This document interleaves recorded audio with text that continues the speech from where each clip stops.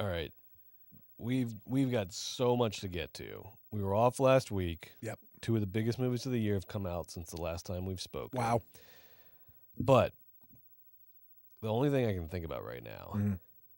I'm looking at AMC City Walk Times right now. Mm-hmm. Joe, we can go see Trap like right now. It's playing. There's a screening of Trap playing right now. The fact that we could that just some stand up, happy and walk, audience is sitting in. And I'm glad you're here with us. But folks, listen. We want to be here. No, we want to be we here. want to be here. We but want to be here. I think you will agree, listener. We have we to be all here. could be at Trap right now, and that'd Yeah. be pretty cool too. Don't go now. Don't go now, but after the show. Are Go there check screenings your after the local show, listings. Brett? Yeah, I want Trap to Okay. be bigger than Deadpool and Wolverine. I want Trap- M. Night Shyamalan's Trap to make $250 million opening weekend. We can do this. Tell everyone you know. Beg them. Pay for their tickets. A lot of people saying Brat Summer. I'm Trap saying summer. Trap Summer. Trap Summer, baby. It's Trap It's Summer. Trap Summer. And it's about to get started. You think summer's wrapping up? It's just about to start. And by the way, you think Hartnett's in a trap? TBD. Maybe I it's feel the like cops those that are cops in the trap. might perhaps be in. I think that's said the twist. Trap. Have you seen an M. Night Shyamalan movie before? I love that guy. Now, here's the thing. Here's what's great about Trap. It doesn't matter if it's good or not. It's not going to matter. It's gonna be good. It's not going to matter if it's good or not. He didn't screen it for critics. Yep, because the critics. Because the critics. He's a man betrayed of the him. people. They don't get to Yes, see it thank first. you. That's it. They got to pay their That's fair it. share. That's Gotta it. pay their fair the share. critics don't Also, get you to know, see it first. I love it. Don't screen any movies. He's a for smart. critics. He's a smart distributor that like consistently wins financially with his projects and creatively because he makes his own way. And he probably just decided like 6 movies ago where he's like, there's no financial value Yes. in tossing this to the critics. Like my movies And these have a critics, fan base. They speak for themselves. They they're have an all- audience. they're all bought I don't and need them paid all to give this for. a B-, a C just because they don't like my movies? Their I don't like daughters, them. texted them that, something mean before they went into the screening. They don't need that. No. They don't need that. All right. Here's Trap what I doesn't love. need that. Here's what I love about M. Night Shyamalan, because we're gonna talk tonight about just like the frickin' corporate machinery that runs the Marvel Cinematic Universe and that has just become almost indistinguishable from the movies themselves. What I love about M. Night is this guy does something that almost no one does anymore. At least no one that's like putting movies in like wide release in AMC theaters. He sits down and he says, "What would be a good movie? Let me write down 5 good ideas, and then I'll pick the Just gonna one bang I out like some the- log Let me lines and think, see what sings what to would me. be a good movie? Serial Just from killers, scratch, just like off the top of my trapped head. in What would be a a good maze? movie? No. Good movie. Good movie. What if he was trapped good in a movie. Ah, concert? that's it. That'd be sick. What if the island made them old? That's what I love about M. Night. Just make a movie. It's not, he's not 8 focus groups deep. No. Okay, we've done 17 focus groups for the end credit sequence, and we've narrowed it down to 2. We're going to cross-reference those with the data that we mined off Facebook, and that's going to give us the best chance at the most popular, least problematic Serial killer end goes to a credits. Taylor Swift That's what I'm concert, talking all right? about, okay? M. Night has you beat. Maybe not in the box office, Marvel. Maybe. But M. Night's got you beat in our hearts. And again, the dude can have stinkers. That's the thrill. That's the M. Night roller coaster, baby. Yep. And you know what we're gonna do? We'll tease this now. We'll mention it again at the end of the episode. Yeah. Next week we're gonna, regardless, I might come on here next week and say, "Oh boy, Trap was a stinker. Oh boy, stinky, stinky." But then what we're gonna do is we're gonna rank our top 10 M. Nights. Let's go. do top 10. We'll do top 10 M. Nights. Cannot wait. So next week we're gonna review Trap. That's all I want to talk about. Let's see if it makes our top 10 M Nights. I know. Unfortunately, folks, we got to talk about Deadpool and Wolverine, and we have to talk about Twisters. Speaking of, this week on movies, baby, oh boy. We took 2 weeks off and everything changed.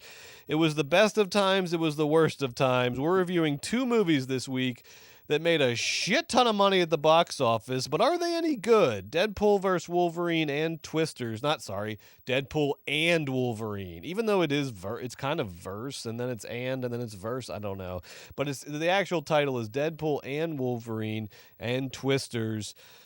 Stay tuned for our reviews of those movies, plus a lot of talk about Marvel and the whole damn state of the industry, box office updates. Oh, baby, I am so glad to be back here with you talking movies. I'm glad to be back here with Me you, too. Joe. Yeah, absolutely. Margot, roll that theme song. There it is. There it is. Yeah, Margot knows how to cue a theme song. Bang.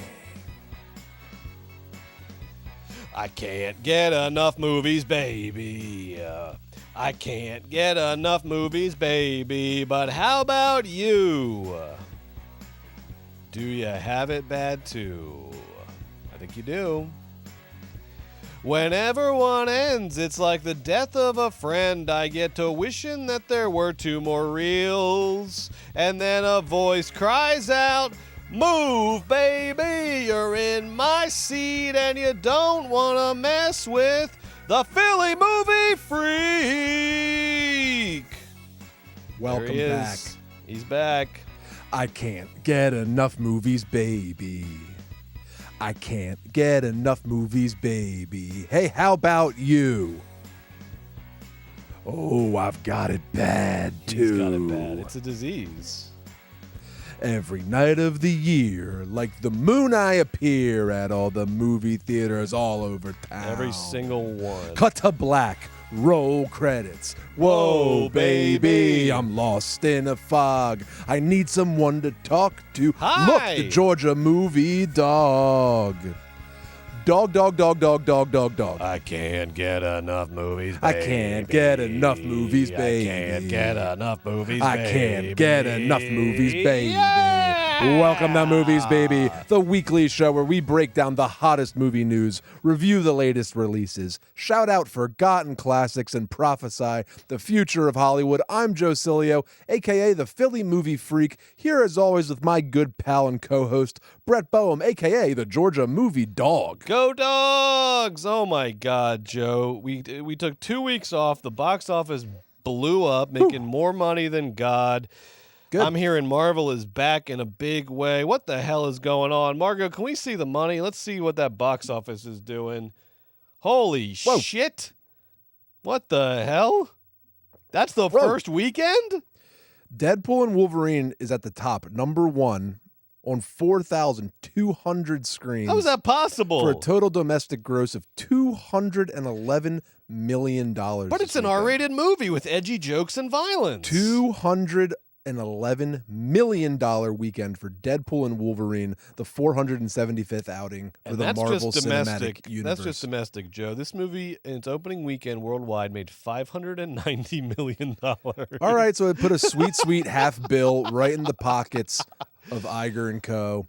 It is And- it's already the Wow. fourth biggest movie of the year after its opening weekend. It is the 6th biggest opening of all time. Here are the movies that the Deadpool and Wolverine had a bigger opening than. It had a bigger opening than The Avengers, the first Avengers movie. It had a bigger opening than Jurassic World. It had a bigger opening than Black Panther. The only movies that had a bigger opening weekend than Deadpool and Wolverine are 2 of the most recent Star Wars movies, Avengers Endgame, Avengers Infinity War, and that one Spider-Man Far From Home that made all that money. So other than those 5, Deadpool and Wolverine is the 6th biggest opening of all And time. only one of those movies you mentioned came out during the death of theatrical Thank you. distribution, Yep. Deadpool and Wolverine. Apparently not. The people will put their butts in their seats for the wacky antics of Deadpool paired with the stern, curmudgeonly heroics of the Wolverine.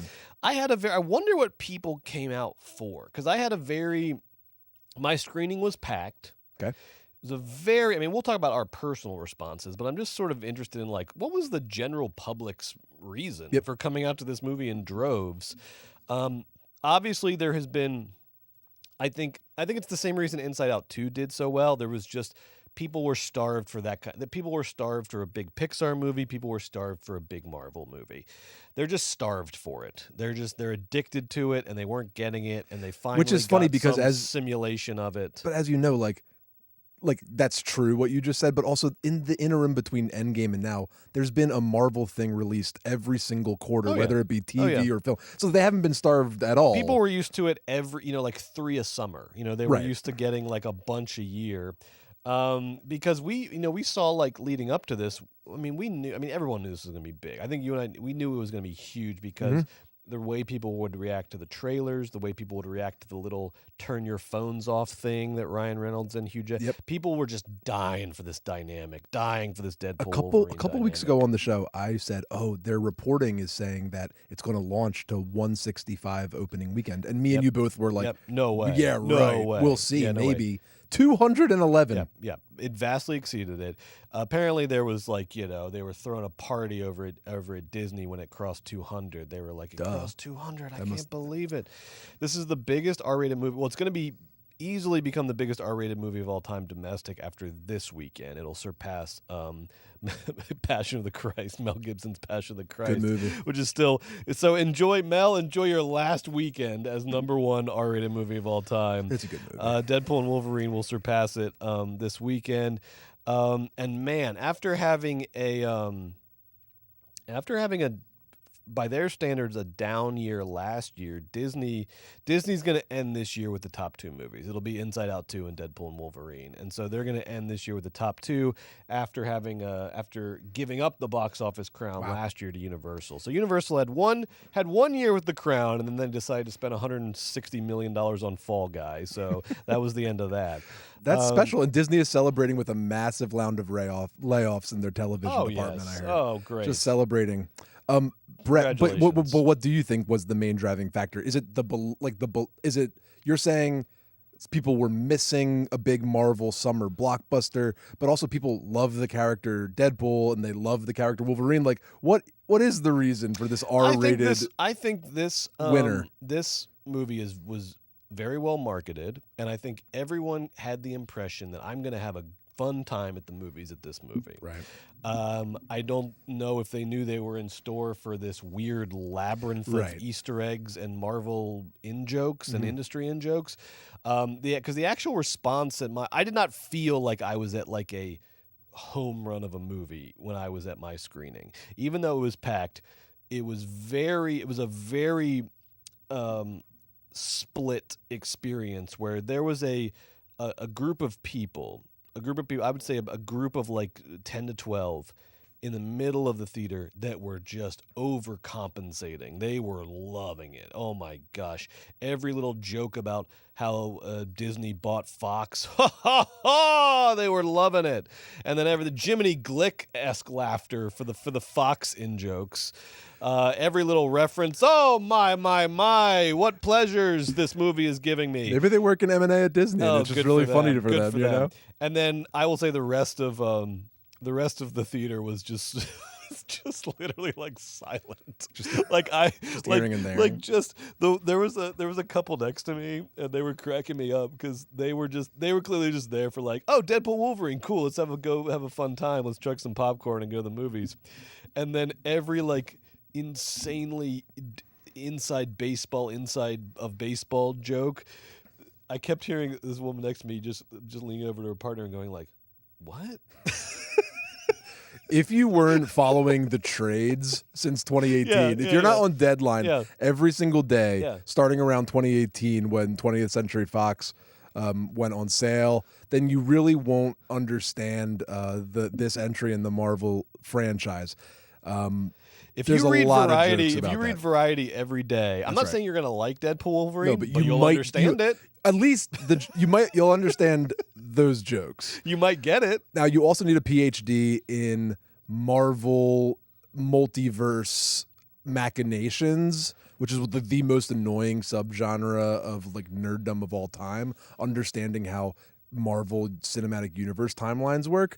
But if you are paired with both a vast familiarization with the United States mergers and acquisitions sort of system, and you've seen every single fucking episode of Disney Plus Marvel television, this is the movie for you. That's why it's Deadpool and Wolverine, not Deadpool versus Wolverine, because they merged corporations before the movie started. The movie itself is a corporate merger. It is, and that is the main joke of the movie. Yeah. Wolverine's universe, aka the 20th Century Fox Marvel movies, are merging now, and Deadpool are merging now with the Marvel Cinematic Universe, the main timeline, and that's like the gag of the film. So it's if you literally like sort of a giggling- corporate "fuck you" joke. If you don't see corporate mergers as what they are, which is like an existential threat to our culture, Right. and instead see them as sort of a fun little ha ha ha naughty, but also ha ha fair play, then you're gonna love Yes. Deadpool and Wolverine. And I want to say real quickly, and Carson, I'd like you to clip this if you can, because I've said it in different varieties, but I would love to get this online and just let the backlash start pouring in, because I feel very strongly about something that's going on in the movies in the last 3 years. And the reason I knew this group of people was going to be just laughing so performatively throughout Deadpool and Wolverine is because I have not seen this for about a year now. They went nuts for the Nicole Kidman AMC promo. This crew, like it was the glory days, like we just had come out of COVID. This crew went nuts for this Nicole Kidman, because you'll still hear a little like Always. smattering of like a little clap Yeah. or this or that, or a little we love that. But this crew was ready. They were rehearsed. They were saying the lines. They were cheering. Wow. And this is like 10 to 15 people in a large full theater.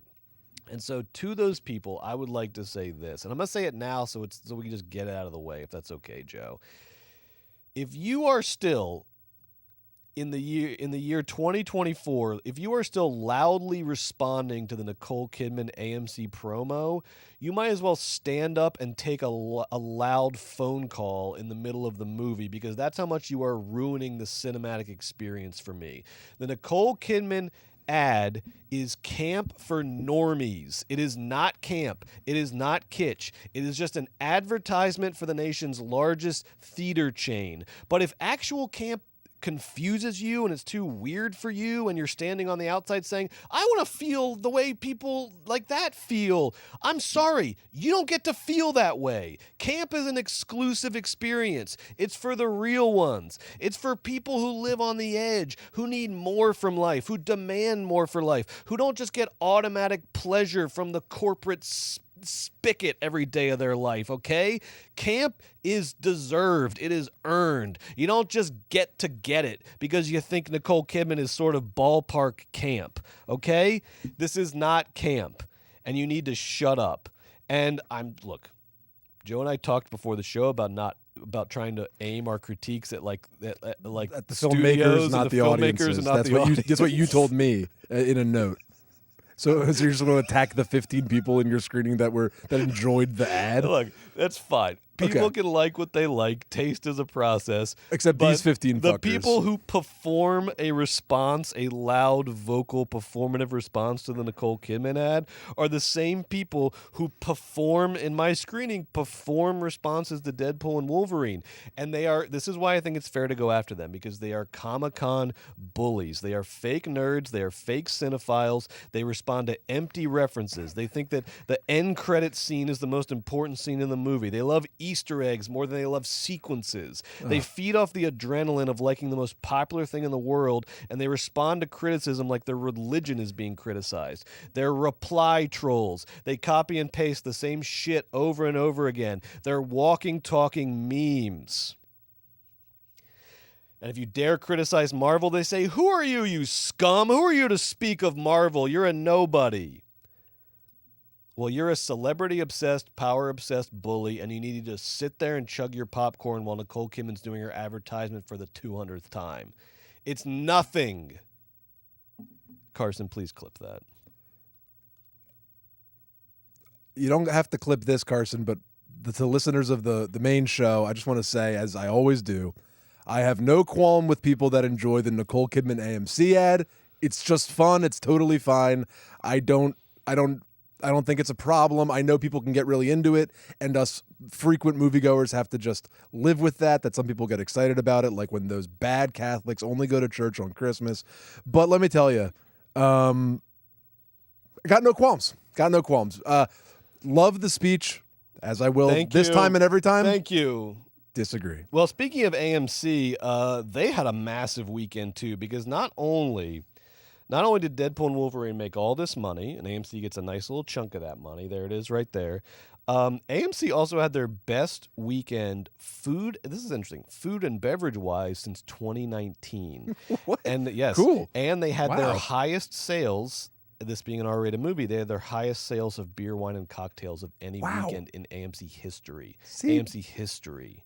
God, got good. And they sold a shit ton of merch because now AMC is doing all these merch tie-ins of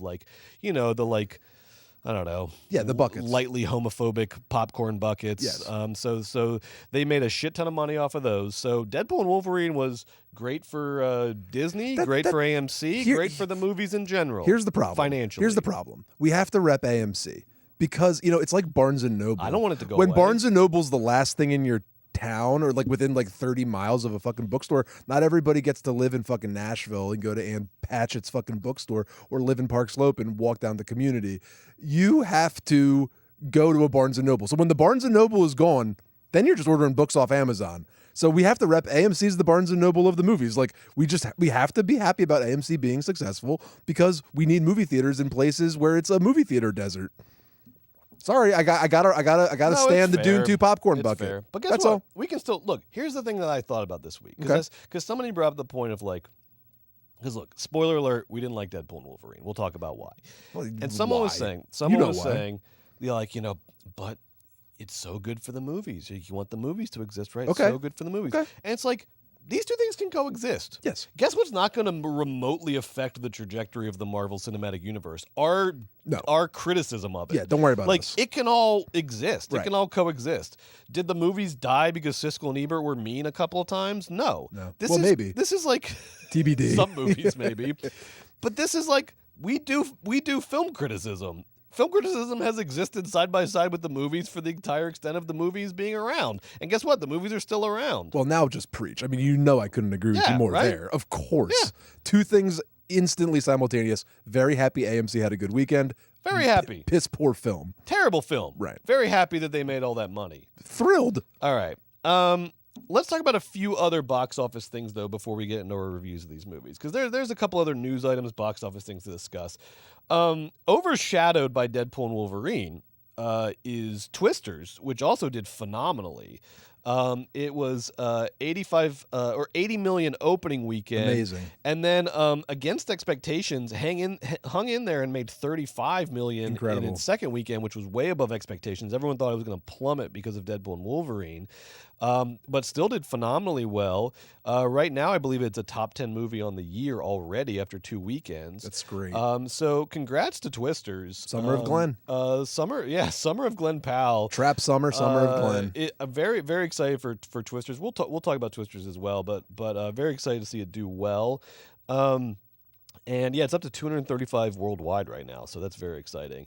Now, Joe, I want to talk about a couple things streaming wise, which we're never going to see the streaming numbers on the box. Who knows? It's this weird black box.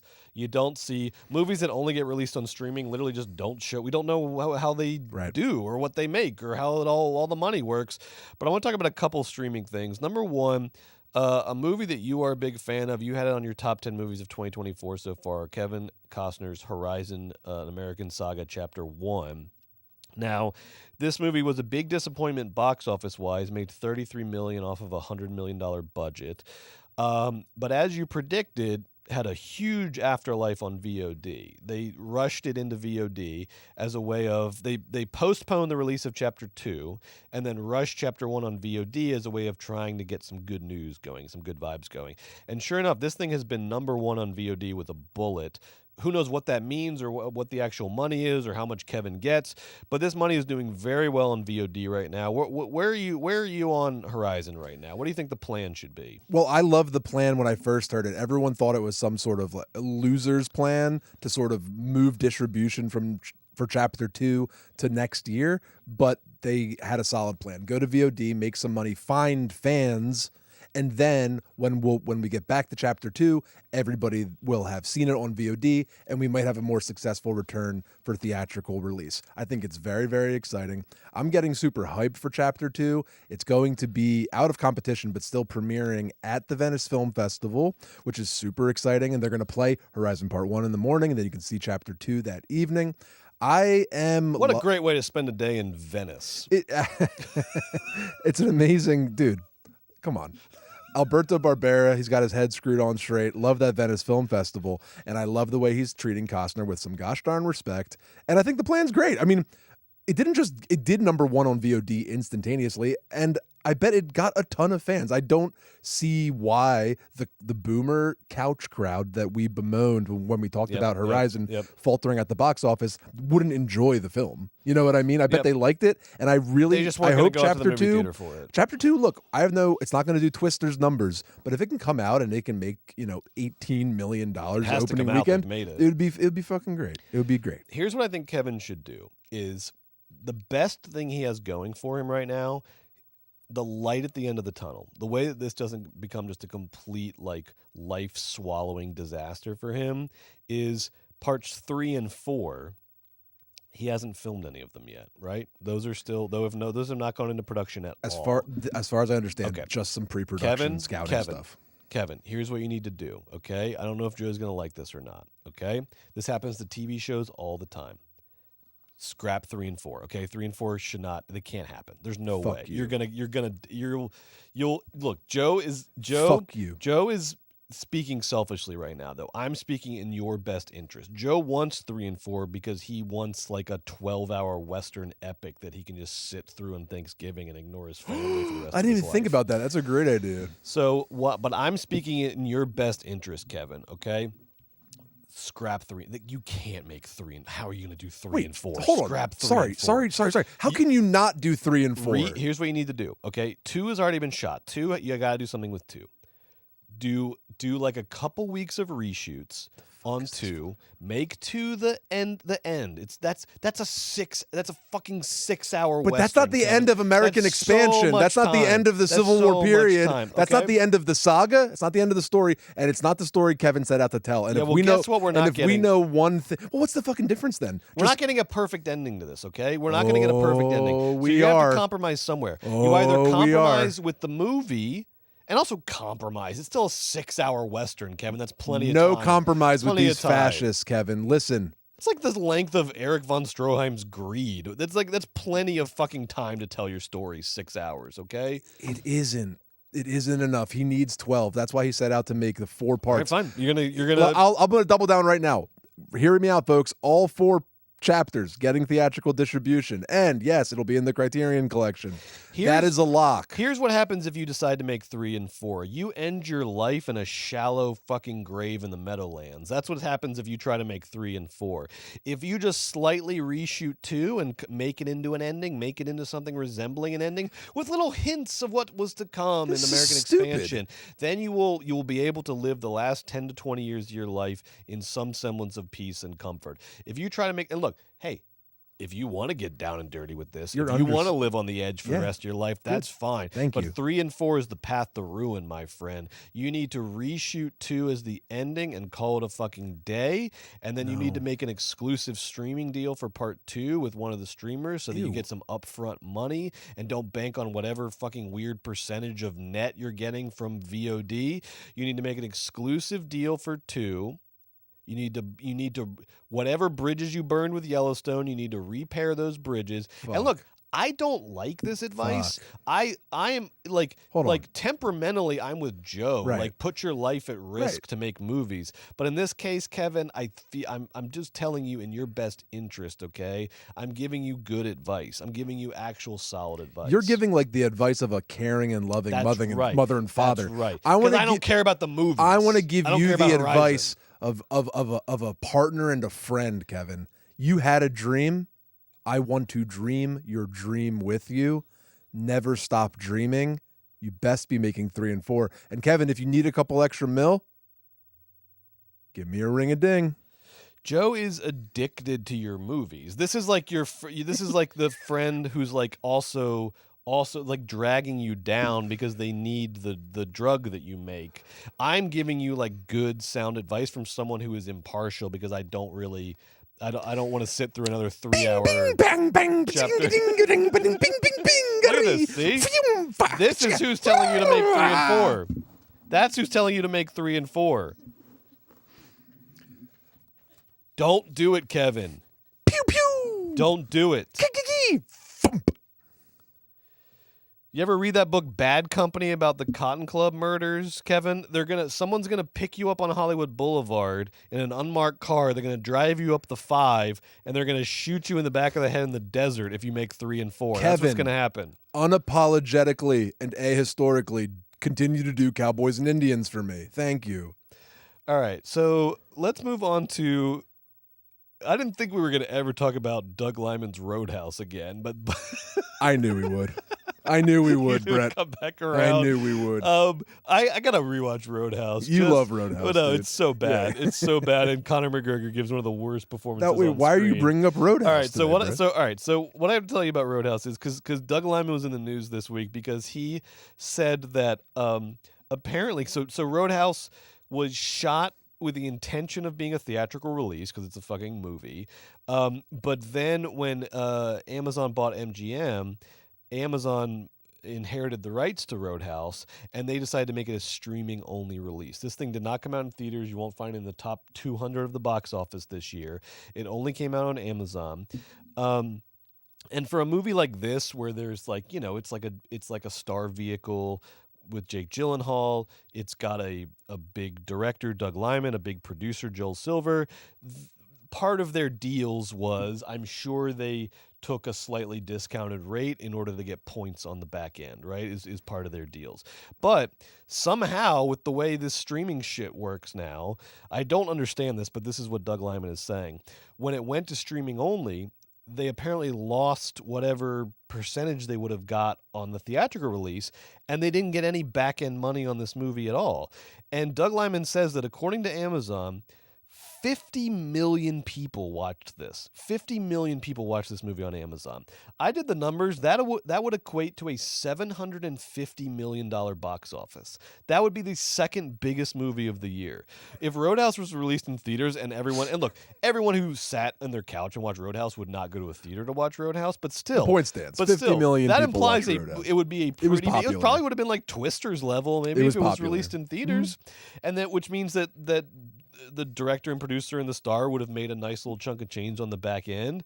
They didn't get. He says they did not get a dime. They did not get a dime from Amazon for this movie that got streamed 50 million times. What the fuck is going on?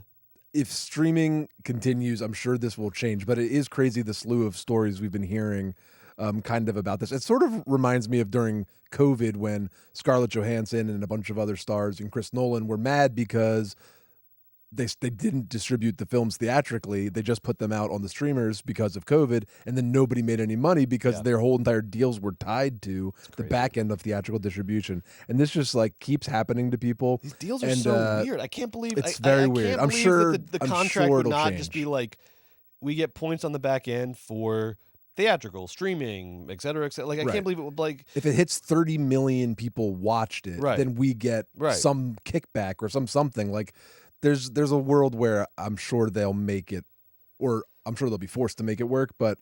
they've been so cagey about the numbers, and just now, finally, they're starting to release them. But chicanery abounds in the land of streaming. It does. It does. Silicon Valley, Wall Street, they turn money into the Roadhouse nothing. team. Not good. Yeah. Yeah. Justice for them. Justice for the Roadhouse team. That's like our Blair Witch Project team. Look, it doesn't matter if the movie sucked. If it made that amount of money, then they need to see their chunk of that money. There's nothing to do with it. Yeah. Yeah. All right. Couple news items I want to discuss because look, we've been off for a week. A lot of shit's happened.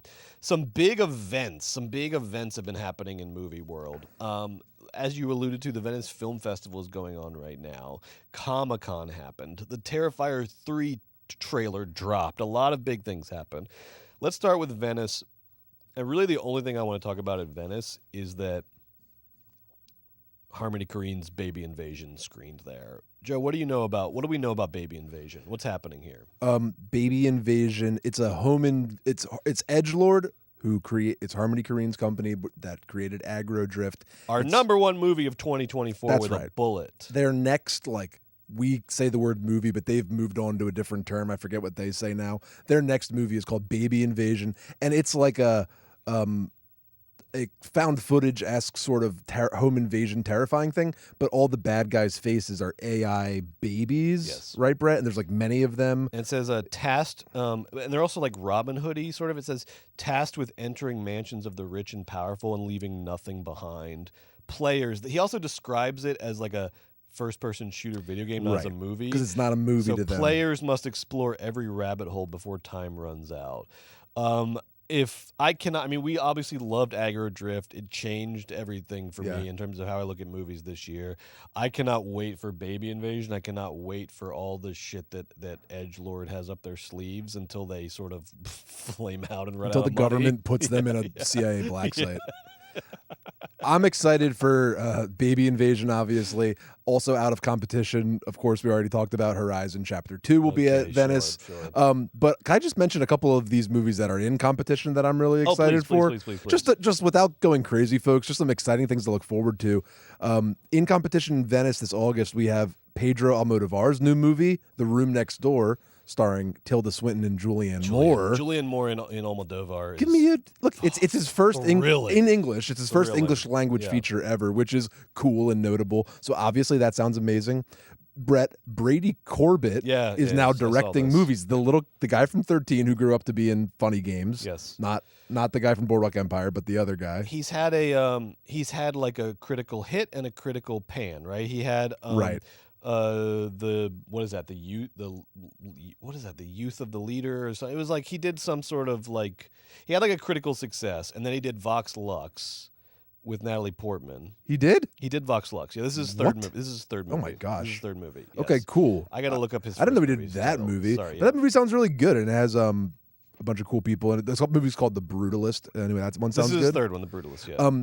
Luca Guadagnino. The Childhood of a Leader was his first one. I have not seen. I haven't seen it, but it was a critical like success, and then Vox Lux, which is a divisive, everybody has their own opinion kind of movie. But The Brutalist is what 3 hours or something crazy. He went big for the brutal. I love it. I love following up Vox Lux with a big swing. I wish you the best, Brady. Me too. And it has Adrian Brody in it. It's gonna be good. Yeah. Marion Cotillard. Yeah. Queer. Luca Guadagnino's Queer with Daniel Craig and Josh O'Connor. I know Brett didn't love Challengers, but who doesn't want to see Luca Guadagnino's Queer with Daniel Craig? I didn't love Challengers, but I said more, please. Yeah, right. Yeah, come on. Keep That's making going to be movies. No great. shade. Yeah, obviously. Do you know what's in competition at Venice? Is Joker 2. Joker Followed Deux. In competition. It's in competition at Venice. I don't know if it's going to win. It's going to get like it's not out of competition. It's in competition. Joaquin's going to get Best Actor or something like that. Maybe. And then last but not least, I mean, this just sounds diabolical. Helena Rain, she directed Bodies. She's actually an amazing theater actor out of Amsterdam. But her new movie is with Nicole Kidman. And listen to this little blurb. A romantic drama where a high-powered CEO falls for a much younger intern, exploring themes of power, love, and ambition in the corporate world. And you know Nicole's going to be that CEO. So we'll be seeing that. That movie's called Baby Girl. So anyway, that's just a couple, Brett. I read through all the competition films. Just like when we reviewed Cannes and saw all the good things coming down the pipeline, we're going to be gorging on good movies coming out. There's a lot of exciting stuff for the second half of the year, and this was I thought this was true. The first Joker won the top prize at Venice. It won the Golden Bear or the Golden Lion or whatever they call it. Golden Lion. Yeah. It won. Yeah. Venice loves Joker. So who knows? Folia might clean up. Venice is so weird. Venice is the weird. Bears Berlin. Yeah, Lion is. That's right. Thank you. Venice. That is. Oh, Brett. You know what would be so great? Thank you everyone for listening to the podcast. One day, wouldn't it be fun if the podcast was popular enough where we got to go to Venice for the festival and see a bunch of the movies? That would be fun. I would love to go to Venice. Me too. Love to go to Venice. Terrifier 3 trailer drop. What do you think? You excited? That's one of mine. It's on my fantasy list. Of course I'm excited. You know I love Terrifier. Yes. I love the Christmas angle. I loved it the second I heard they were love doing the Christmas Christmas. angle. And, you know, I like that the images look super gory and terrifiery in the trailer, but I also love that they look low-key and Yes. cheap's the wrong word, but let's just say it. Cheap. You know, it looks like they didn't get the $30 million Terrifier Gloriously 3 budget. cheap. It looks like they're Gloriously making cheap. this bad boy for, you know, whatever, 2, 3, 4 mil. That's whatever. what we want. Thank That's you. what we want. Thank I love them. God. Thank you. When I saw Art the Clown doing like dressed as Santa doing like a snow angel in just a pool of blood, I was like, and it looked like it was on like a like the cheapest soundstage you've ever seen. I was in heaven. Me too. I was in heaven. I think it would be easy for that. Maybe 4 they'll do it, but that franchise makes a lot of money after 2, which is super cool. But I like they're sticking to their roots. Stick to your guns. And stick to your guns. Why wouldn't they? The business plan dictates you should stick to your guns. You know, keep that cost controlled, baby. All right, now let's talk about freaking Comic-Con, because that shit show happened since we've been on the break. So before, I mean, the big news coming out of Comic-Con is sort of like Marvel either righting the ship or sort of clarifying the trajectory of the ship, because the last episode that we did before the break, we talked about how Marvel was at this real crossroads. They had by their standards some stinkers in a row, and kind of stinkers in different senses, like financially not at what they were used to, critically panned, and also just like the worst thing for Marvel is when a movie just doesn't give them the possibility to like spawn other movies, because their superpower, if the MCU has a superpower, it's self-regeneration, franchising franchises exactly. and spin-offs on and franchises. I mean, that's why they did the multiverse. One of the most cynical plot devices in any franchise ever is because the multiverse gave them the power to just constantly like wipe slates clean and ignore plot points and just replicate their thing over and over and over again without any worry about sort of like consistency or this and that. And it gave them the ability to like start over when they like mess up with Fantastic Four or whatever, this and that. So going into Comic-Con, there was big question marks, because everyone knew Deadpool and Wolverine was going to be big, but the next Avengers movie, which is supposed to start filming in March for a 2026 release, they had just fired the most recent writer. There was no director assigned to it. They had parted ways with Jonathan Majors, who's supposed to be the big villain. So there was, who knew what was next for Marvel. And then sure enough, they had it all too big to fail style. They had it all planned out, and they come out in a big way at this Comic-Con. They announced that the Russo brothers, who are their most bankable directors, that's the guys that directed all the Captain Americas and the 2 most profitable Avengers movies, and I think are like the most profitable directors of all time, just off the back of... More than James Cameron? I believe so, off the That's back crazy, of man. Endgame and Infinity Infinity Wars. War, I think wow. they just edge out. Damn. I don't know. It would either be them or Cameron, right? Sorry to... I read I don't something know. that they're the most profitable, but like Cameron has both Avatars and Titanic. It's got to be neck and neck. Whatever. But it's I hear it's you. those two.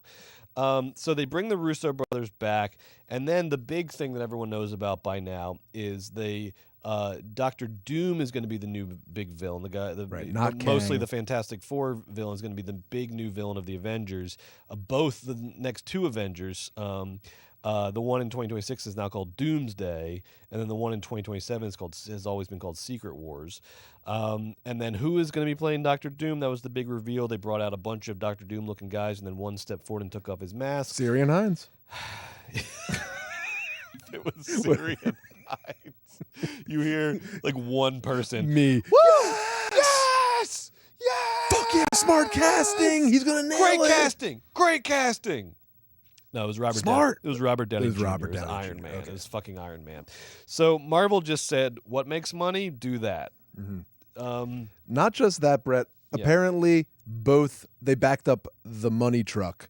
The Russo brothers are getting paid $80 million for the 2 films. Great. And Robert Downey Jr., according to reports, is being paid substantially more than that to come back and I love the Dr. phrase. Doom. I love the phrase significantly more than 80 million. Significantly more The fuck for does that mean? for 2 movies, and Yeah. then he's going to get his own, not just the beautiful trailer. He has like a trailer park. It's like when they built the Green Zone in Iraq after we invaded Baghdad. Just like a fucking city they're going to build for Robert Downey Probably the Jr. same contractor. Probably, that yeah. used for Baghdad. Halliburton's going to fucking do the Marvel Trailer encampment is the trailer phrase. encampment, and he's getting a planes everywhere. Private jet obviously. travel, dedicated security, He's getting the whole fucking works for $1 bajillion and points probably. and also right? Yeah. this is for what?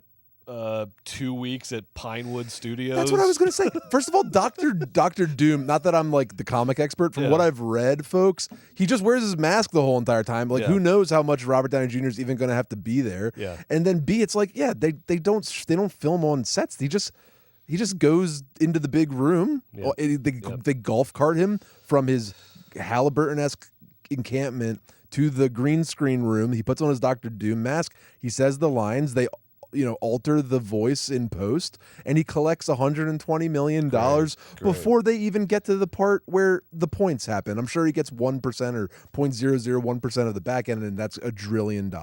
That was Sear and Hines money. You stole it from Hines, asshole. That's Hines money. That'd be so cool if they made all that stink and then Syrian Hines came out. That'd have been the best. But they didn't. It was Robert Downey Jr. So a lot of people, it seems Marvel fans even, a lot of people bemoaning this choice, especially some of the comic book nerds, losers, lovers on the internet. You guys run the world. Whatever. We can be mean. Like, Look. Here's down. facts. Number one, what I say doesn't matter. And number two, comic books are for children. So a lot of people hate this choice, Brett. Yeah. But can I just I have to say something I'm going to kind of zag. Oh, you like this choice? No, it's not about I I love it. No, I think what I want to say is I think business wise, a lot of people are saying, oh, this is a step backwards. They're just going back to what works. But after everything that's happened between Endgame and Deadpool and Wolverine, that whole entire chunk, everything was a mess. And I kind of want to give Feige and Marvel a bit of a pass. All right, here's my bit of a pass for the fuck ups in phase 4 at the end and 5 or whatever the hell. Up until Endgame, when Endgame came out, everybody critically and culturally was impressed that Marvel was able to take 20 movies and bring them through a whole entire cohesive story, and then, as ham-fisted as it might have seemed in Endgame, excitingly bring all of those narrative strands to an end. And it was very impressive theatrical concept that really worked financially. And so it's been really weird in the 4 years after that. Besides that Spider-Man movie that came out right after Endgame, everything kind of stunk.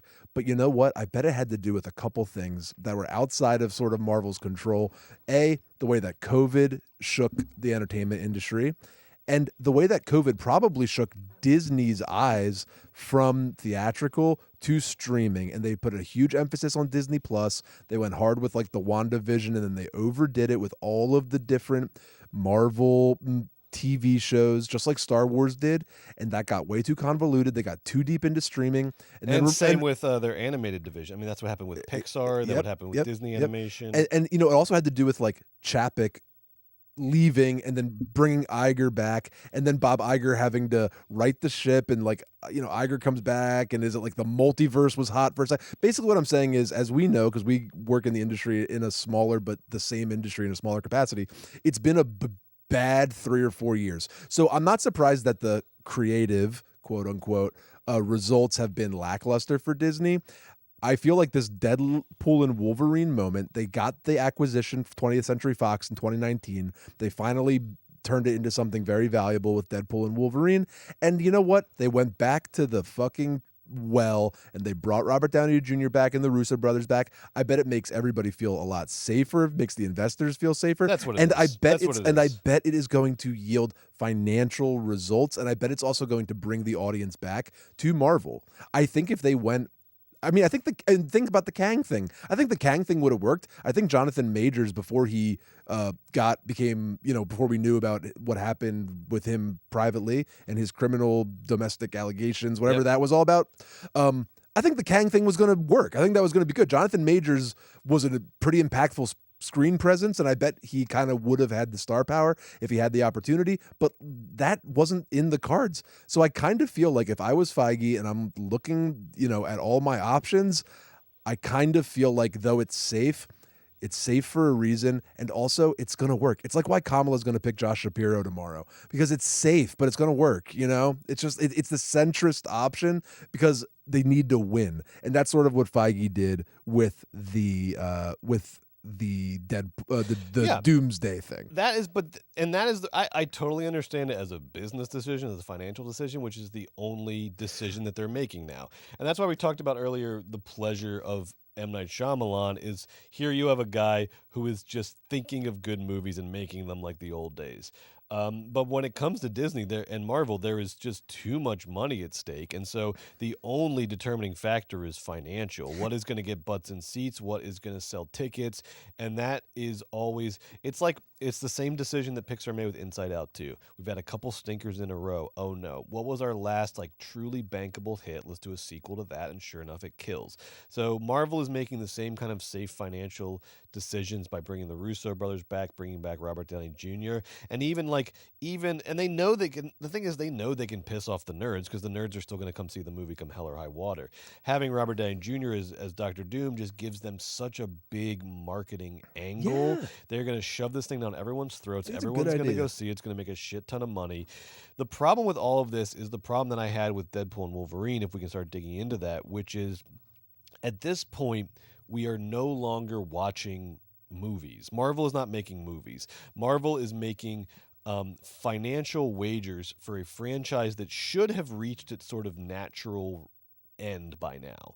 It should have reached the natural sort of lifespan, and it did. But Marvel is the franchise that refuses to die, that refuses to let sort of the conclusion of its narrative be the conclusion of its franchise. And so we are now in this awkward afterlife where Marvel is pulling every trick out of the bag possible, bringing back Robert Downey Jr.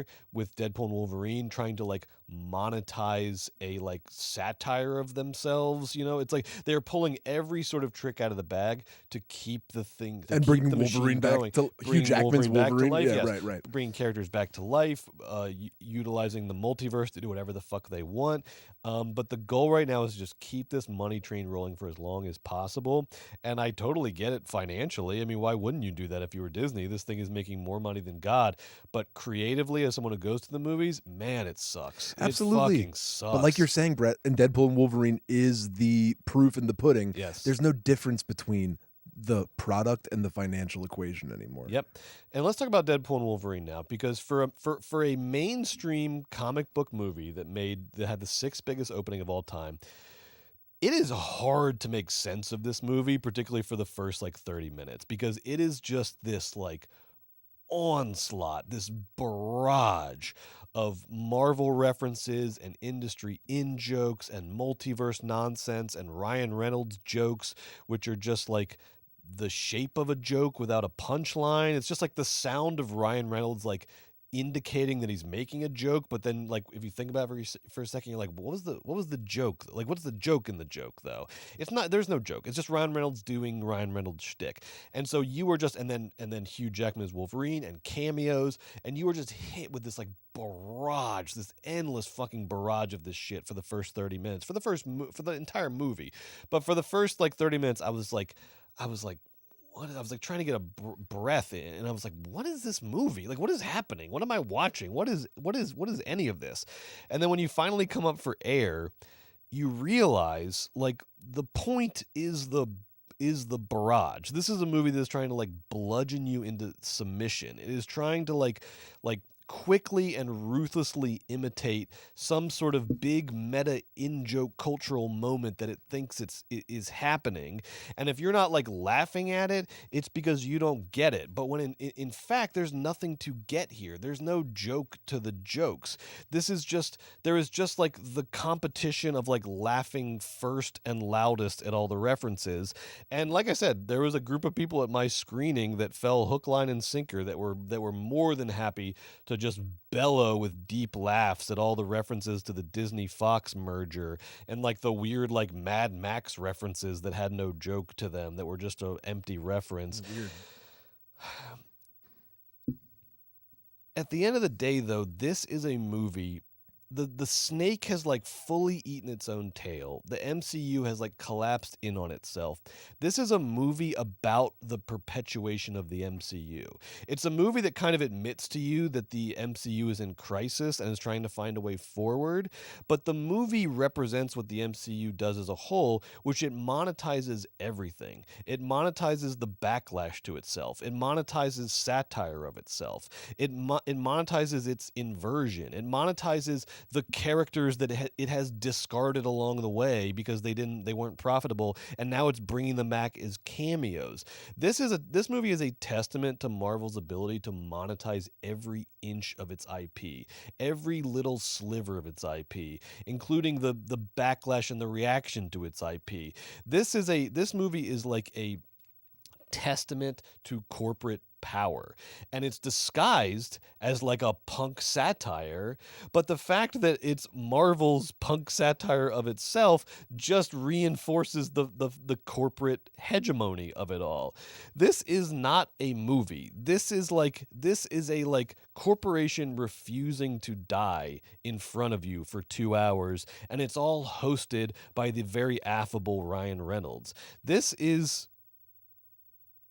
a problem, this movie, if this is the future of movies and the future of the most profitable movies that we're going to be watching.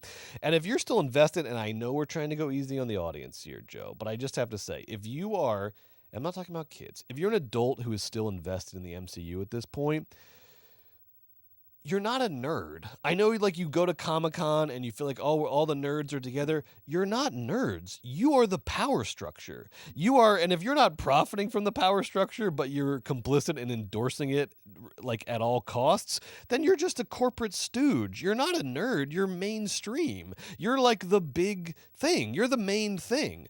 Nerds are people who search out things. They look for obscurities because they're not getting what they want from the mainstream. You're not nerds.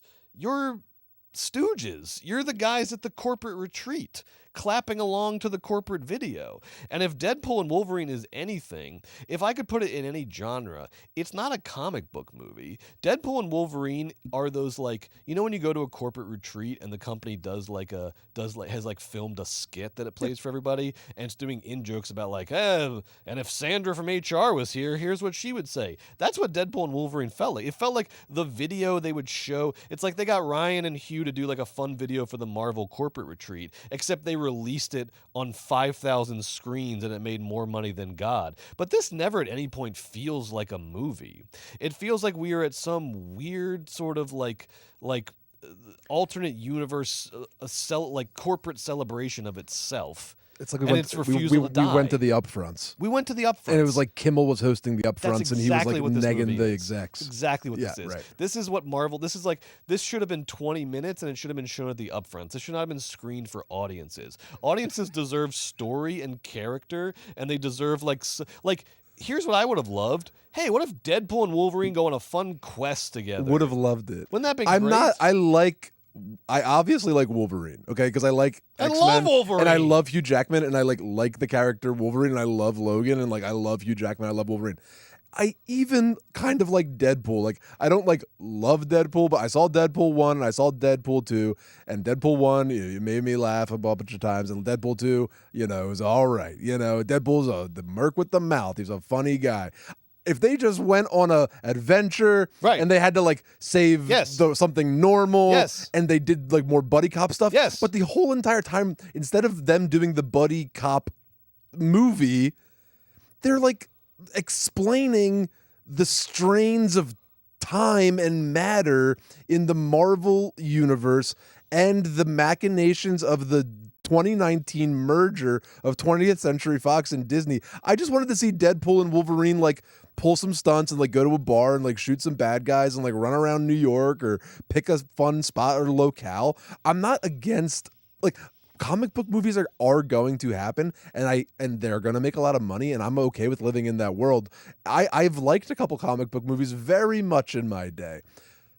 But like I don't know, like Deadpool and Wolverine was just such an unfun watch, not because of the characters necessarily, but because they were forced to slog through this weird meta joke that also was working to set up franchises and explain people and timelines. It's just like, can Deadpool and Wolverine just have to get like some big bad guys like robbing all the banks or breaking all the buildings, or just Doc Ock is loose in New York, you know? Because this movie is actually about the sort of like plight of the MCU, or like the creative crisis of the MCU, what happens then is all of the characters and the themes become representative of this corporate crisis. So you can't even like cheer for like comic book heroes in this movie, because when you're cheering for the comic book heroes, all you're doing is cheering for the regeneration of this massive corporate film franchise.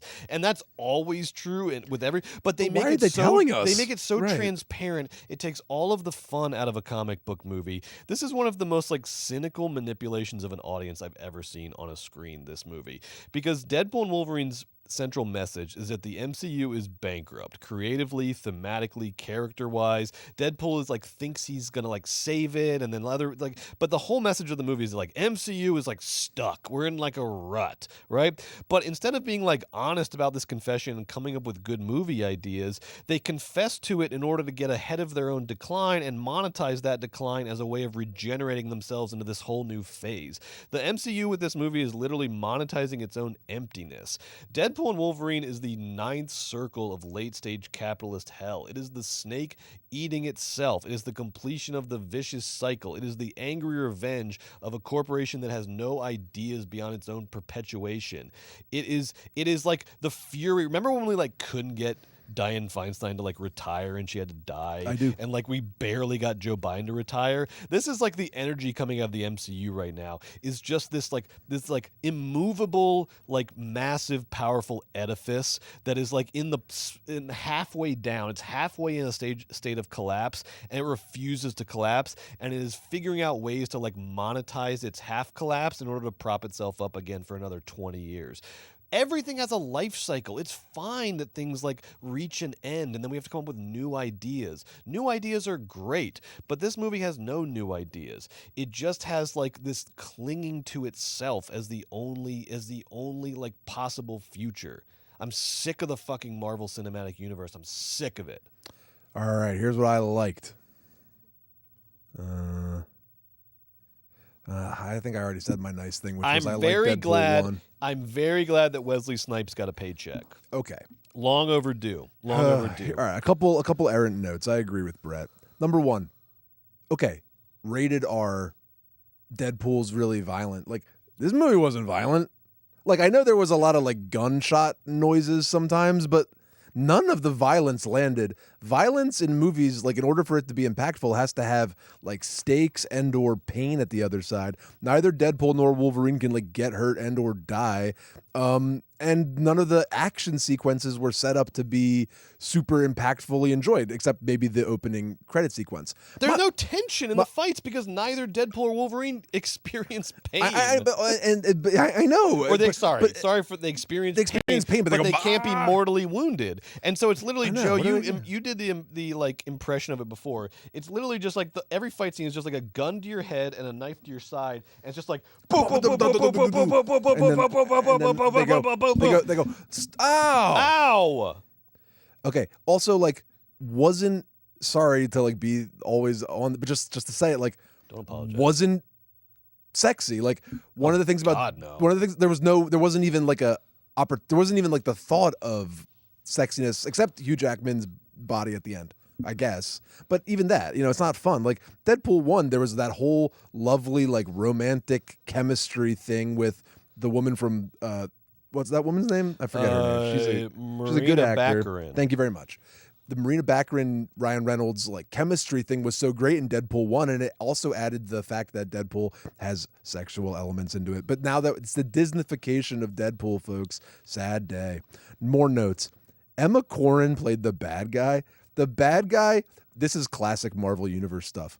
Not a threat. Like, don't understand. Like, they have all these Marvel bad guys. They have infinite power. Yeah. The end of the world is always what the hero is trying to prevent. Like, the end of all of time and space is what's at stake in this movie. You feel none of it. You never have in a lot of these Marvel movies. Have you forgotten the still concept don't. of kryptonite? Like, one of the key aspects in superhero right, movies good point. is vulnerability. This movie was just one character after another who is incapable of experiencing any sort of mortal wound, just like going at each other with no risk. Because, again, these movies at this point are not about they're not about a singular movie. Everything is thought of in terms of these massive sort of corporate machinations over the course of multiple movies. And so they can never put they never put characters in any sort of real danger. They never want you to experience any sort of tension because they want you to think of these characters as just always around, always existing, always omnipresent. And that kills like any inherent tension in any of these movies.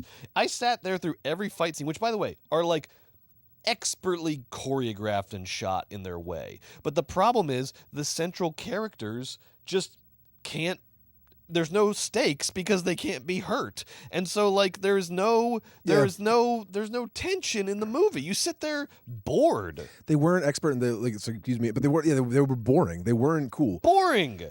So the first opening credit scene has Deadpool using Wolverine's skeleton as a weapon to kill all these guys in a violent fashion while Bye Bye Bye Bye NSYNC plays. Okay, so I'm sitting there. That was okay. I'm in an IMAX movie theater, and I'm spending 2 hours of my life seeing Deadpool and Wolverine. Like, I want it to be funny. Like, I want it to be good. I know I'm not going to love it. I know I'm probably going to roll my eyes a lot, but like, I have to sit there and watch it. Like, I am rooting for every movie we see. So at first I'm like, okay, you know what? This is kind of bringing it. Like, Bye Bye Bye. And you know what? I'm starting to remember. Deadpool is like, some of those lines, they kind of make me crack up. I was thinking, okay.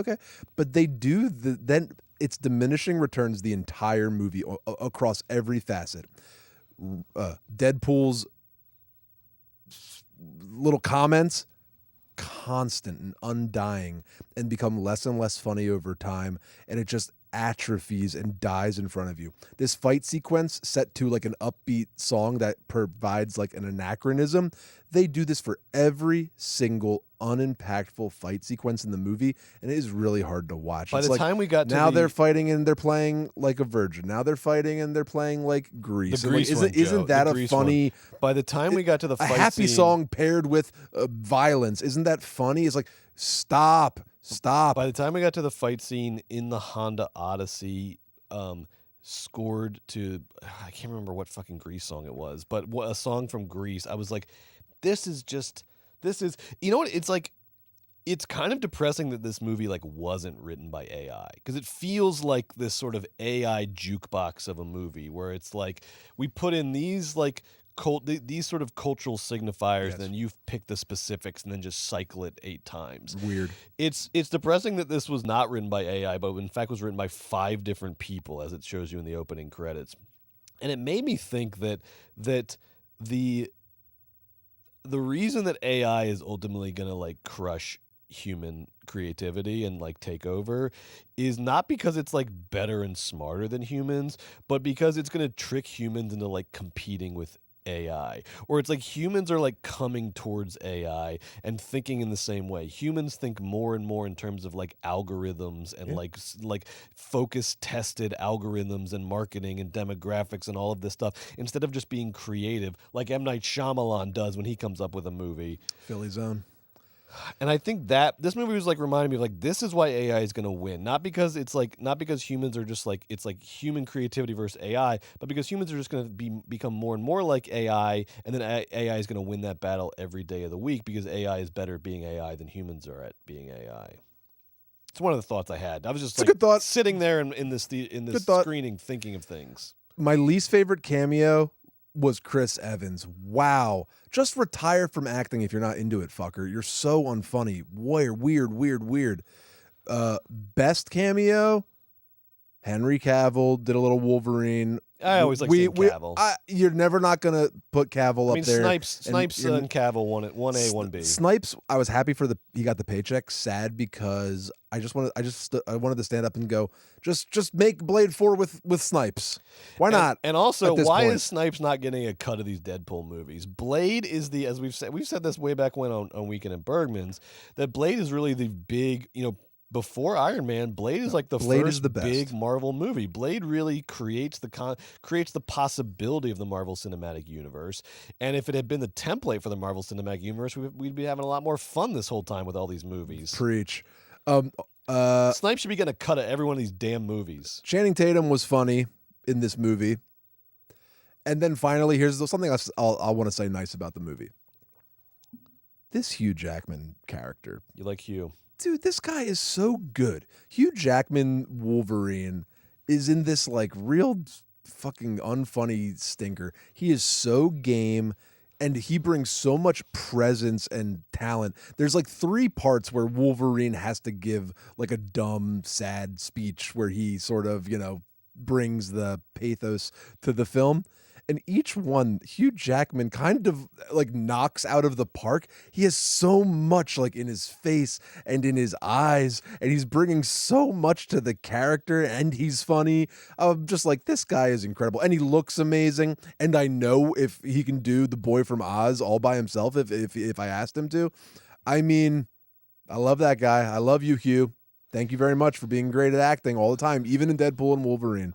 So I just wanted to end Deadpool and Wolverine on a nice note, which is Hugh Jackman is a movie star for a reason. It's because the guy's a fucking movie star. I want to end Deadpool and Wolverine by talking about a specific type of guy that is the opposite of Hugh Jackman, who I also love. I'm talking to Ryan Reynolds. I am also talking, again, to John Krasinski. I'm talking to Chris Pratt. And you know what? I'm even talking to Bradley Cooper. I'm throwing you into careful, this. Brad. I am talking to Careful. This type of guy that is taking over Hollywood. I mean, between these 4 guys, think of all the fucking VO work Chris Pratt gets. Think of Ryan Reynolds has the 3 biggest R-rated movies of openings of all time. Krasinski's got If and Quiet Place, both in the top 15 of the box office worldwide this year. Bradley Cooper is like the Oscar. He's like the critically acclaimed member of this group. But I am talking to a specific type of guy, and these 4 guys epitomize what I'm talking about. These highly competent, industry-savvy, impossibly wealthy, perfectly coiffed mediocrities, mediocre, medium-ass talents. These are not A-listers. These are our A-listers. These are mediocrities. These bros for whom success is a foregone conclusion and the movie just becomes a medium for them to exercise their alpha disguised as a beta shtick, and then we all pay up for it like suckers. I bet the fucking Property Brothers loved Deadpool. Fuck Ryan Reynolds. Fuck John Krasinski. Fuck Bradley Cooper. Fuck Chris Pratt. You're so boring. You're all so boring. Will we never be free of your fucking reign of mediocrity? When does this end? When do movie stars come back? May I butt in? Yes, of course. Good news, Brett. Movie stars are back. May I introduce you to Subject A, Mr. Glenn Powell. Glenn Powell. All right. Let's turn the page Twisters, to baby. Twisters and talk about Glenn Powell, Daisy Edgar Jones, and the reboot, remake, sequel to the 90s, popular film. Number 10 on our list of the best summer blockbusters of all time. Twister. And can I say real quick before we talk about Twisters? Yeah. I rewatched Twister. Great movie. Before I saw Twisters. Not just a great movie, Joe.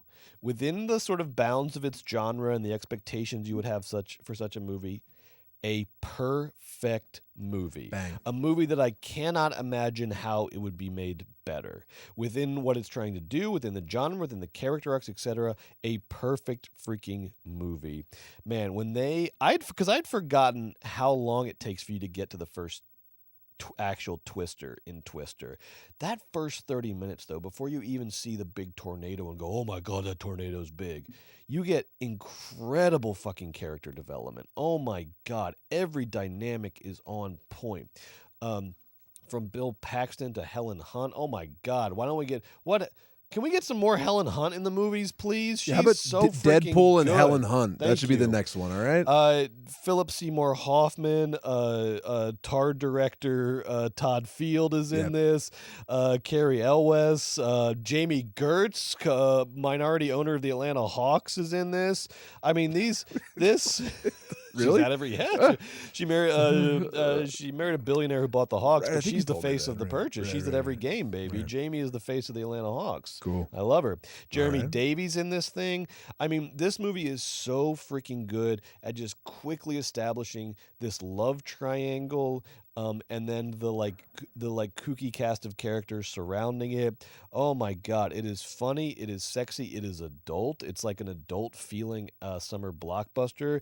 This movie is fucking perfect. And it's got your thrills and chills. It's got your thrills and chills. It's scary. When they head out to go to the first twister, to track down the first twister, and then Philip Seymour Hoffman starts cranking Deep Purple on like the loudspeaker, and then they're just like flying down these backcountry roads to find. Oh my God, it's like, this is movies. This is the movies. So you liked it more? Did you like it more than Twisters? I did. Okay. So let's. Me too. Well, what do you think of Twisters? Well, you know what? It's kind of funny because now that I saw Deadpool and Wolverine, I love Twisters. But before I saw Deadpool and Wolverine, I saw Twisters by itself. Okay, here's what I thought coming out of it. So just to say a little summary for those that didn't see it, Daisy Edgar Jones plays this weather savant that can always sort of tell where a tornado's going, but she suffers a terrible tragedy when she gets, in over her head in her youth, and some of her friends lose their life when she goes into F5. What kind of F5 is the big an one. F5 tornado. Yeah. She loses some, so she goes to New York. You can YouTube F5s. I did it. Oh boy, dude, tornadoes. Okay, dude, I'm going to YouTube F5s. Dude, it's crazy. That's too scary for me. It's Brad. crazy. I'm not doing that. It's like a wall. It's scary for crazy. me. Okay, so she's a savant. She puts her friends and her friend. They go to chase a tornado and they die. She lives, and so does her partner. What's the actor's name? I'm so sorry. I host the movie podcast. We had 2 movies. I forgot the actor's name. You're talking about Anthony Ramos. Yeah, Anthony Ramos. Hamilton. Yeah. So Ramos and Daisy Edgar Jones live. Anyway, they go their separate ways. It cuts to a couple years later. Ramos is working for this company where they got all this gear, and all they need now is the savant to come with them, because once they get the magic woman in the mix, she's going to help unlock their whole business. So she goes with him despite herself. And along the way, they learned that tornado chasing, it's a bit of a popular thing now. Increased in popularity by this humongous YouTuber played by Glenn Powell. This crazy fun guy and his ragtag team of Mr. Beast-esque, losers. And they go out into the tornado and they make a big YouTube about it, and they put fireworks up in it, and they're reckless and scary. Yep. And Daisy Edgar Jones goes, woo, ooh, ooh, this guy is a crazy guy. He must be all wrong. Guess what she learns throughout the course of the film, folks? He's all right. And actually, Ramos is a little wrong. But don't worry, Ramos comes around in the end. It's a love triangle, not nearly as impactful as the one in Twister, but that's sort of the gist of this movie. Glenn, it's a and love Daisy, triangle in a universe where no one has ever had sex before. Well, yes, exactly, which is a problem with this movie because there is no sex in the movie. And even at the end of the movie, when Glenn Powell is supposed to kiss Daisy Edgar Jones, the movie demurs. How dare you? How dare you in the trailer give me Glenn Powell in a wet T-shirt and cowboy hat coming out of a house? He looks great. Even sitting there in the trailer, I was like, Glenn fucked at least one person coming out. In that house is just splayed out bodies of the orgy that Glenn Powell just exited. Surely. Nope. There's not a single. I don't know if any 2 characters touch in this movie. In Deadpool and Wolverine and in Twisters, back-to-back weekends, huge money, big stars, Both have plenty of ample opportunities to include any sort of sex. Both take the fucking pass. Twisters is just like a sexless. You know what's so crazy? It's sexless. It should have had like some insane sex scene. I wanted to see Glenn Powell, do his thing. But wait, sorry, Brett. Please go ahead. Go ahead.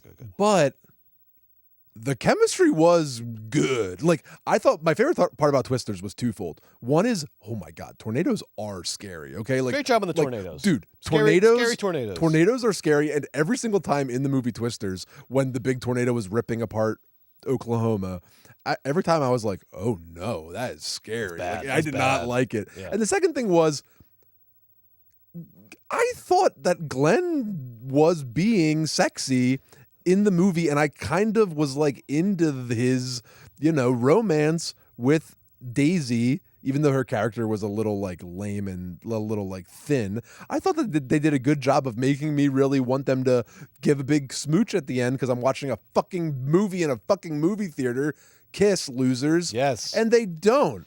I mean, what kind of message are we sending to our sexless Gen Zs and our children? That Glenn Powell doesn't kiss Daisy Edgar Jones at the end of Twisters? He does at the very least. Here's what I think happened. If I can give you, I think there's a bigger. No, I'm saying like in real, like he would. They both spent the whole entire movie being very like excitingly sexual chemistry. They give us tension. If I'm not asking for the MacGruber sex scene, I just want them to have a kiss at the end. Here's what I think is the bigger problem and what it's at the core of all this.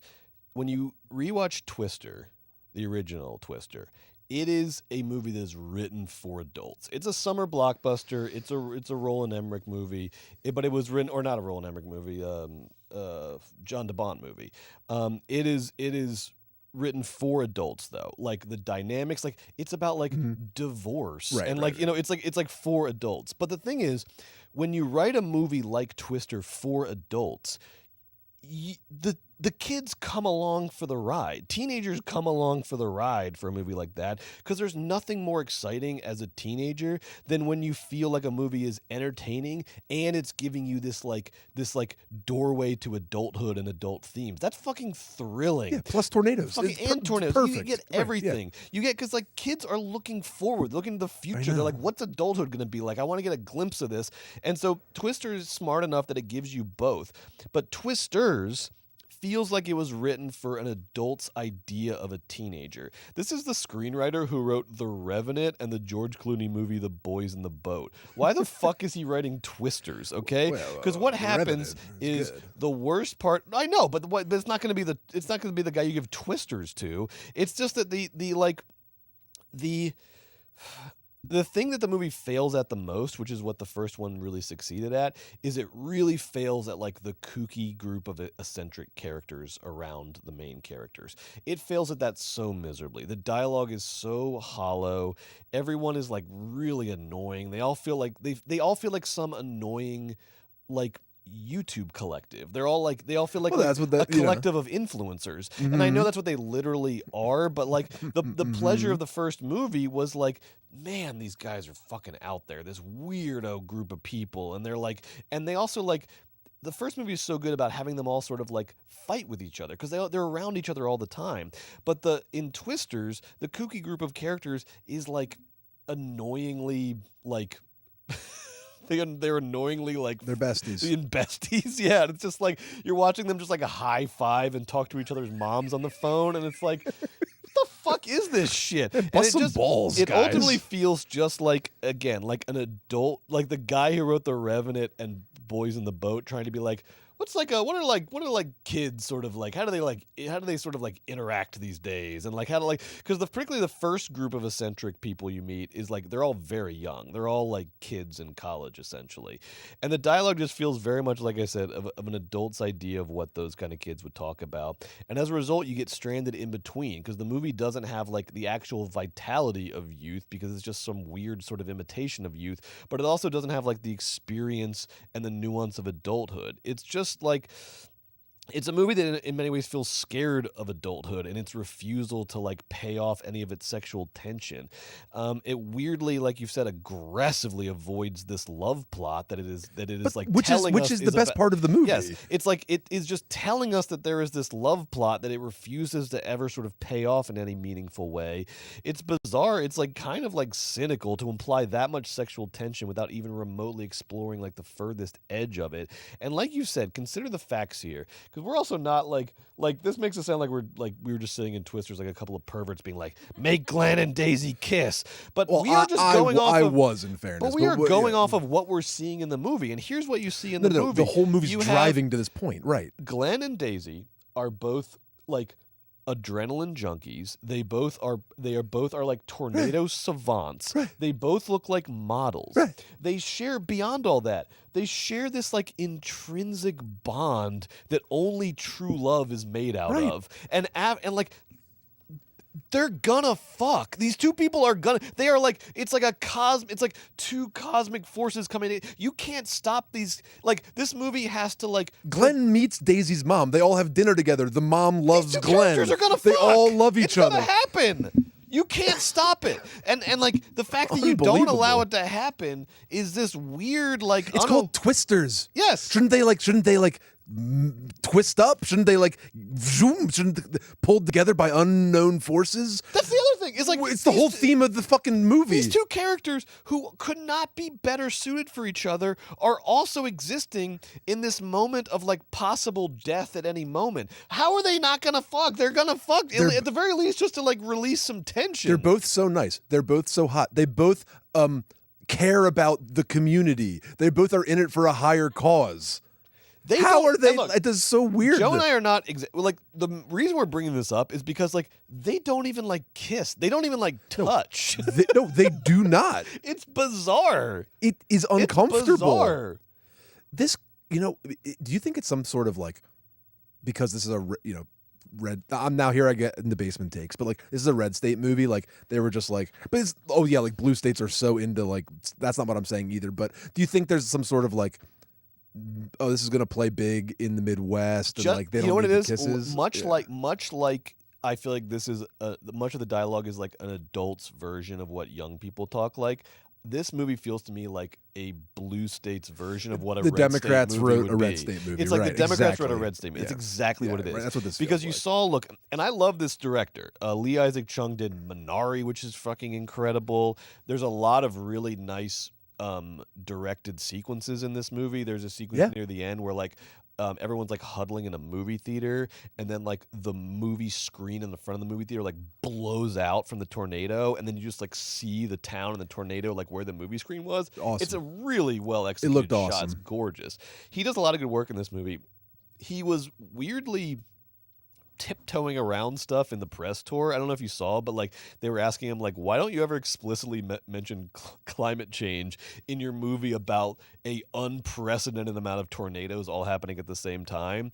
And he said something about like he didn't want to make the movie political. It was just about the characters and this and that, which is like it's like okay, like then this is because the funny thing is though, if you're not going to mention then climate kiss. change, then kiss, and also this is just like, and also like this is Sharknado then, because like there's no reason why there's like 8 massive tornadoes happening at the same time in the same place. It had a nice the political thread though was nice. People must take advantage of tornado ravaged communities. Like when a natural disaster strikes, the bad guy in Twisters like leeches off these people, probably buys their property for cheap. That plot was like, very that's like a nice political little. That's a nice little something. But that's still it is funny to not mention. Like, it is not. It is funny to not mention climate change because the plot of Twisters is, oh my God, there's a once in 1,000-year amount of twisters in Oklahoma. There's like a bajillion of Why them could this at be all happening? times. Why is this happening? Why is this happening? No one knows.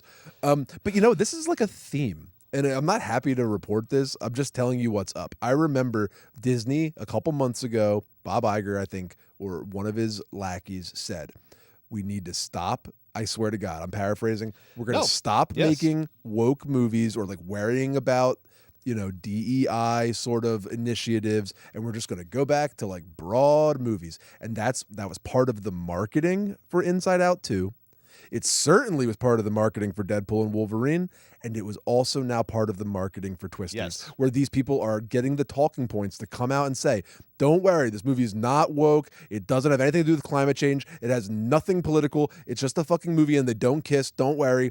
And I think that is a trend that we're going to be seeing more of, and I think it's financially lucrative, and I think that it's a shame, but I think that it's going to keep happening. They did it, and I also don't know.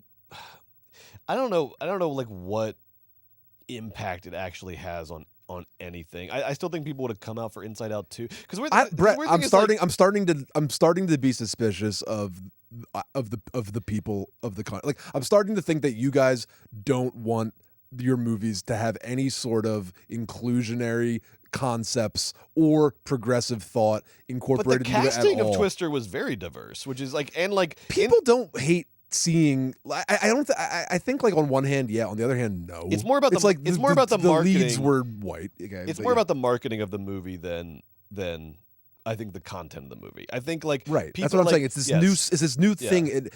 We always have to get the PR release before the big movie comes out. That don't worry, this movie's not going to be inherently political in any way, shape, or form. Which is a shame, but I think it's working financially. I mean, I think they're doing it intentionally, is what I'm saying. I think you should watch out for it. The reason that whole thing happened with Bob Iger is because I think there was a couple far right members of the Disney board that basically like held the board sort of hostage and was like, we're gonna cause a fucking stink on the board of directors of Disney. We're gonna try to get a group together to get Iger fired. There was one guy in particular, I can't remember his name, but you can go look him up. But there was like a far right contingent of the board that like really held Iger's feet to the fire, and that's when he came out with this like message of like, okay, we're not going to be woke anymore, blah blah blah. It's a shame because all of the quote unquote wokeness came out of a lot of the things that happened at the beginning of the pandemic and during the whole Black Lives Matter movement. A lot of corporations understood that they needed to right their ship in regards to like these diversity, equity, and inclusion initiatives,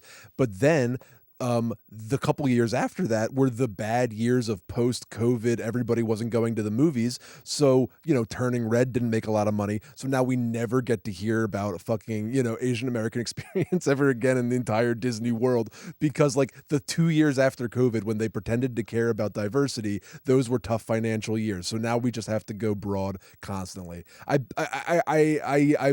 I'm kind of thing my own narrative here, but I feel like there's a thread of something I'm saying that happened.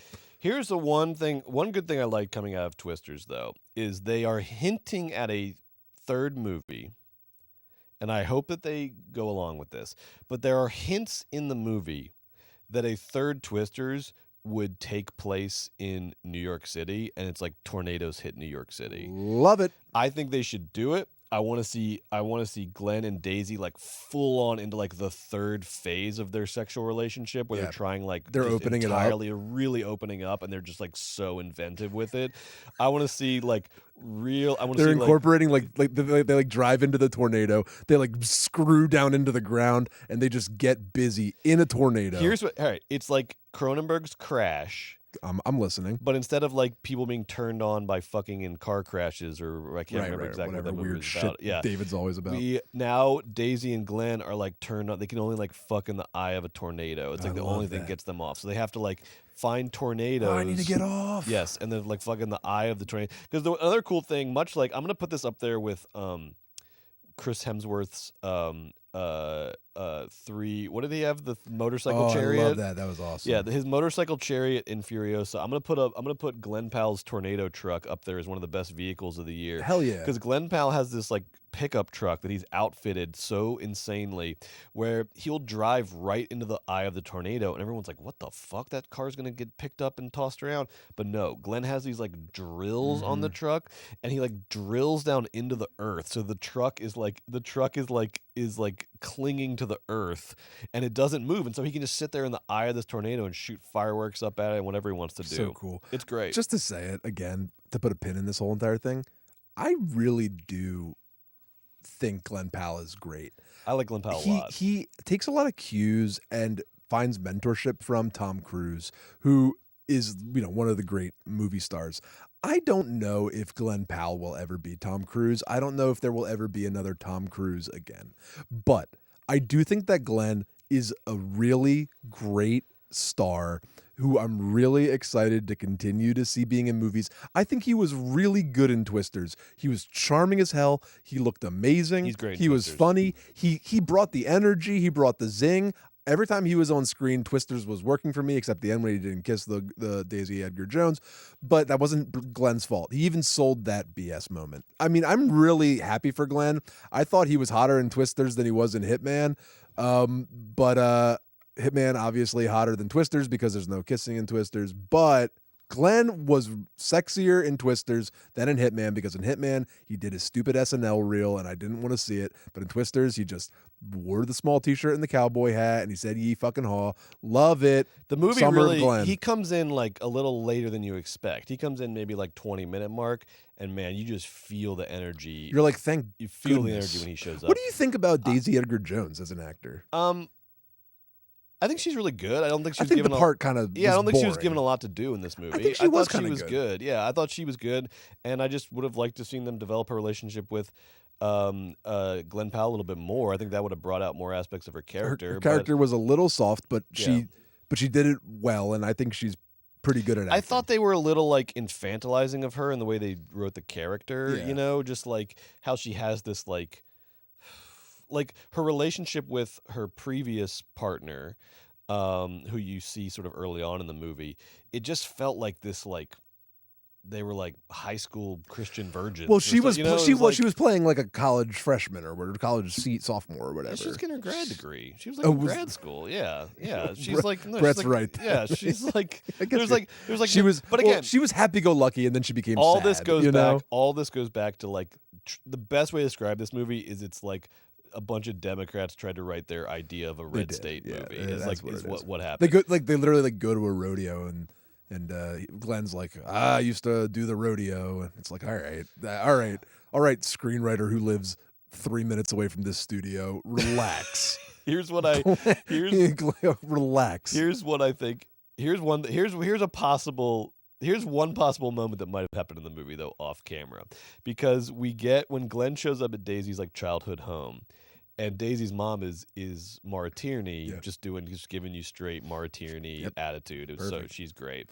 I was like, for a second, I was like, oh, Glenn and Glenn and That'd the have been mom- awesome. Glenn and the mom have more chemistry, and like, because they ceaselessly like infantilize Daisy, and so it's like, I well, know. Glenn makes a better partner for the mom, and then when he has the famous shot in the trailer of him walking out of the house in the rain, I leaned over to Amy and I was like, Glenn just fucked her mom. And she was like, I know. And it's like even though the movie refuses to acknowledge Okay, this, you know what? it's That's a impossible good to reading deny. of the film. It's No, that's impossible good. to deny. I know. And that would explain why he and Daisy never get together. Because Glenn, I like that. for all of his sexiness, is a man of honor, and I like that. he said, well, you know, I'm already in a committed relationship with your mother, and so Call me dad, call me daddy. but not in the fun way. I am Not in the legally- fun I way. am legally your father. Go upstairs, clean your room.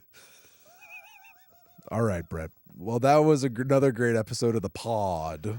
Thank you, Margot. Thank It's you, so nice to be Margot. back. Margot So Padilla good to on be the back. keys. So good to be back. So we have, all right, let's talk about some of the stuff going on, because we have coming up for you in just about 10 minutes here. We are going to be back with a new episode of Basement Takes. You thought the takes on this show were hot? We're about to get freaking Can I tell the good lava people, hot. guys? We're ranking Marvel movies.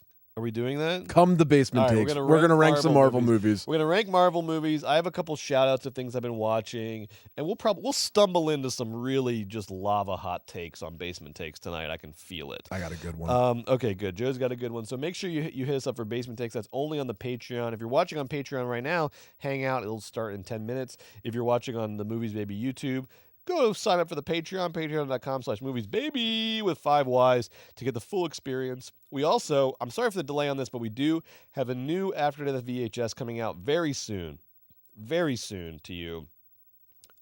Good. I need to know what to watch this Very month. soon. So Sarah Freilich's incredible show After the VHS. I've seen the raw footage. I'm editing it right now. She has some killer takes, as always, Hell some yeah. killer recommendations. So you can get your VHS fix on After the VHS. There's 3 episodes up right now. The 4th one's coming out very soon. Tomorrow we'll be back with a brand new Hot Dog and Gamer Boys. You can watch that live on Twitch at the Movies Baby Twitch, or you can catch the replay on Patreon. I haven't checked the schedule. I don't know what we're playing tomorrow, but it'll be fun, and we'll eat some hot dogs, and we'll play. You know what? I found a list of the top 10 hot dogs in LA. I was thinking we maybe start going. That'd be fun. Yeah, start getting the good stuff. And then next week, there he is, baby boy. Wow. I'm going to see this tonight, Joe. I'm going to go see this tonight. God bless you. I can't wait. God I can't bless wait. you. I'm going to go watch this tonight at AMC.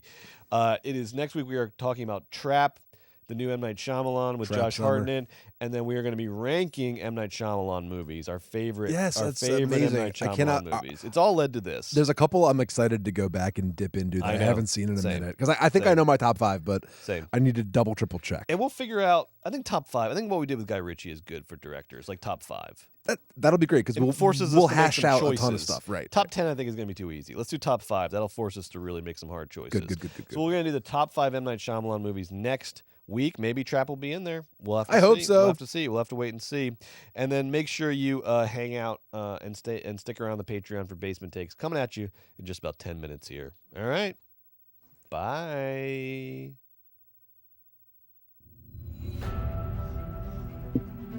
Right.